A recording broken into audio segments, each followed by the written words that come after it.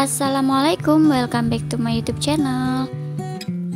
Jumpa lagi ya mom, bersama aku Diariana Tufa. Di video kali ini aku mau berbagi 6 penyebab kegagalan di dalam mengelola dana anggaran rumah tangga atau yang sering disebut dengan budgeting.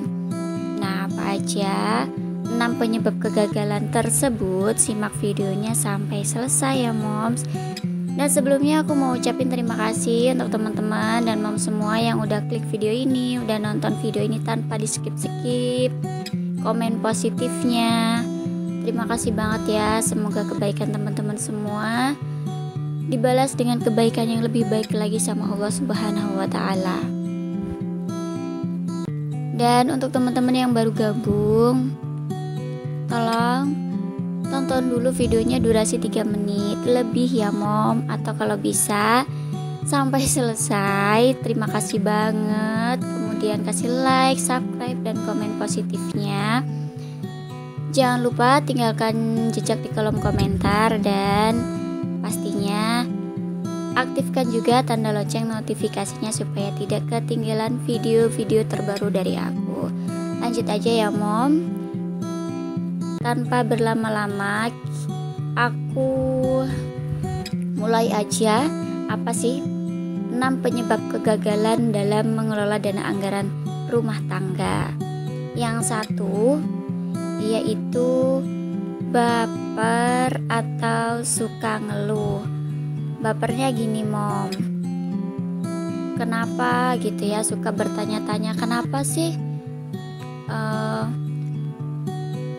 aku sama intinya tuh membanding-bandingkan gitu ya, rezekinya sedikit gitu, orang bisa beli ini kita nggak bisa, kayak gitu.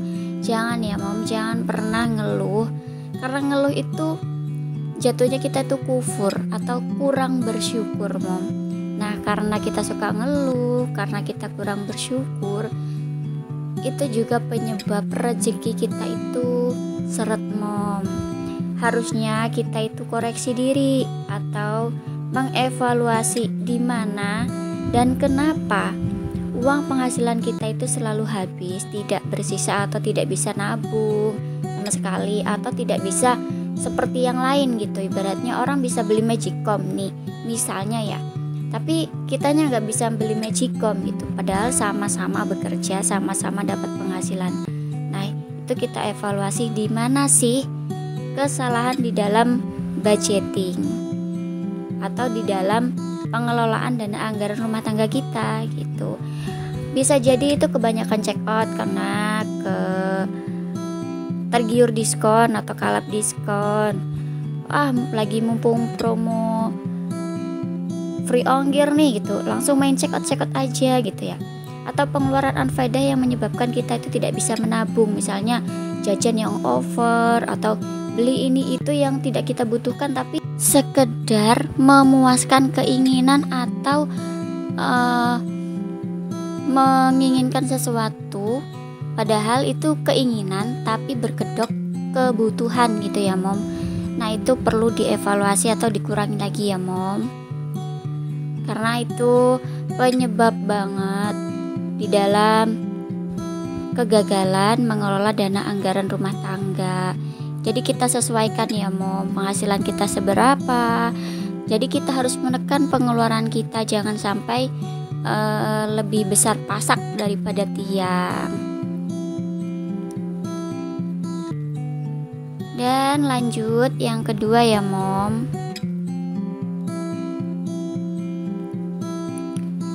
ini sering dilakukan atau sering dialami ya mom,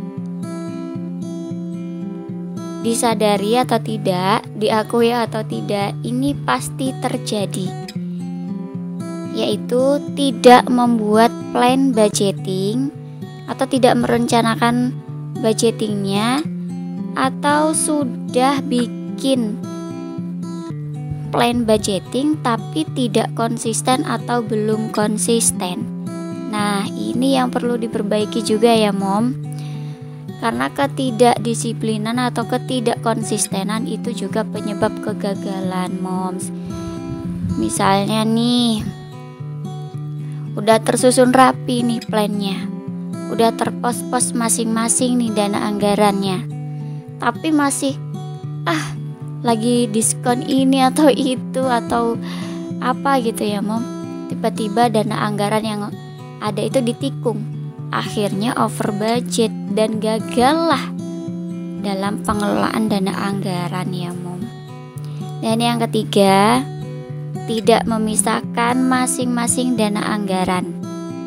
Padahal penting banget untuk memisahkan masing-masing dana anggaran ya Mom, supaya kita itu mudah gitu mengatur dana anggaran dan tidak tercampur antara dana anggaran satu dan dana anggaran yang lainnya. Kita udah plan gitu ya Mom, kita udah atur budgetingnya, tapi uangnya dicampur aduk. Nah, itu juga bikin gagal Moms, karena kita tidak tahu ini uang bagian dana ini sekian, dana ini sekian, taunya ambil comot, dan akhirnya tengah bulan udah bokek ya Mom. Baru deh merenung, aku beli apa aja, uangnya kemana. Itu yang sering dipertanyakan ya Mom.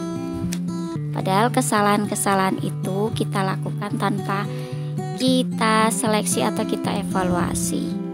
Dan yang keempat, tidak mencatat pendapatan atau pengeluaran. Kenapa Mom? Harus dicatat karena itu referensi supaya kita itu mempermudah melakukan evaluasi keuangan kita Mom.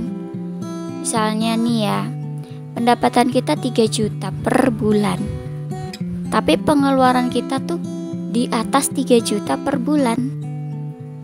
Nah, karena pengeluaran kita itu di atas 3 juta, melebihi dari pendapatan kita, dari catatan pengeluaran tersebut kita bisa tahu di mana sih letak kesalahan di dalam menggunakan uang untuk biaya operasional yang kita gunakan gitu, yang kita lakuin gitu. Misalnya beli baju padahal budgetnya itu tidak dianggarkan gitu ya, dana anggarannya tidak ada. Atau beli kosmetik yang nggak penting gitu, padahal masih ada stoknya, tapi udah beli numpuk dan akhirnya nggak dipakai. Kedua, koleksi tas, baju yang berlebihan ya Mom. Ingat ya Mom, koleksi yang berlebihan itu, apapun yang kita koleksi terlalu berlebihan itu akan dihisap di akhirat Mom. Jadi kurang-kurangin ya Mom, nih yang suka koleksi barang-barang yang tidak digunakan hanya untuk dibuat pajangan doang, sebaiknya dikurangin deh ya Mom. Sayang dong uangnya ditumpuk jadikan barang yang gak dipakai, cuman dipajang. Coba pikirin nih, uang yang kita belikan untuk barang yang hanya kita pajang tersebut, kita investasikan untuk hari tua kita. Misalnya ya seperti saya, aku kan ibaratnya bukan PNS ya Mom, tidak punya tunjangan hari tua atau tidak dapat pensiunan.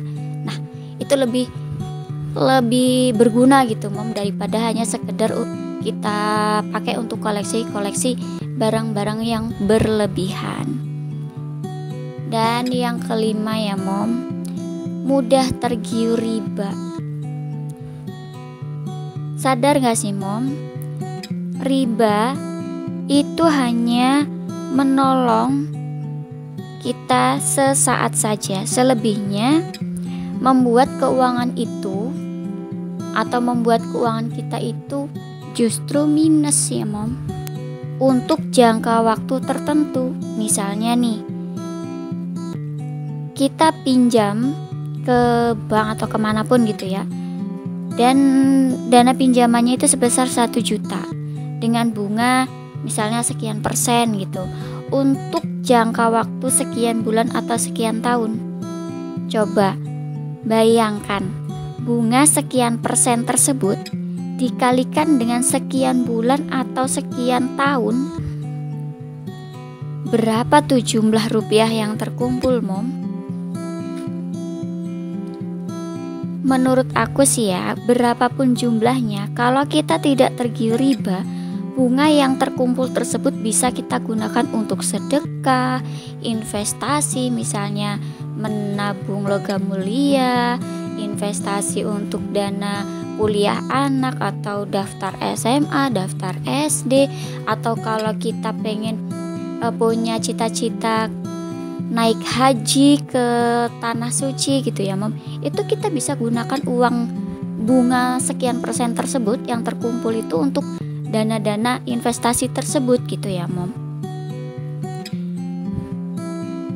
Luar biasa banget kan Mom, hanya karena diiming-imingi sekian kemudian kita tergiur tanpa kita memikirkan untung dan ruginya, kita terjerat riba. Jadi difikirkan lagi ya Mom, untuk sebisa mungkin menghindari riba. Lagi pula di dalam ajaran Islam, riba itu sebisa mungkin kita jauhi ya Mom. Dan untuk yang keenam Mom, ini yang sering kita dengar dimanapun, mau di masjid, mau di musola, atau di postingan umum sosial media, atau di ceramah-ceramah, misalnya kita lagi nonton ceramah tuh di televisi atau di YouTube misalnya, atau dimanapun itu ya Mom. Ini bukan hal asing, tapi ini hal yang sudah familiar banget. Apa sih itu Mom? Ini bagi yang ikhlas itu mudah untuk dilakukan, tapi untuk orang yang perhitungan itu sangat berat ya Mom, yaitu kurang sedekah Mom.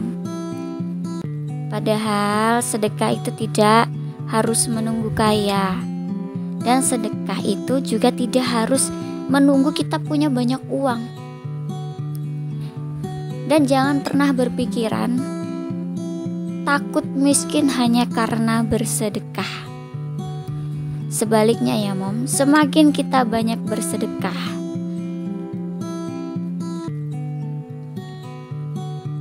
menjadikan harta dan hidup kita itu penuh berkah, dan rezeki kita itu akan ditambah sama Allah. Janji Allah itu pasti ya Mom, gak ada yang enggak gitu, asalkan kita ikhlas. Cuman niatnya sedekah doang, tapi dipikir-pikir, aku sudah ngasih si itu, aku sudah masukin ke kotak amal sekian, itu namanya belum ikhlas ya Mom, karena masih dipikirin. Kalau ikhlas itu udah ngasih ya udah, gak ada lagi dipikir atau diingat-ingat, itu sudah tidak ada ya Mom. Karena di setiap rezeki yang Allah kasih ke kita, Allah itu menitipkan rezeki orang lain ya Mom. Siapa sih orang lain itu?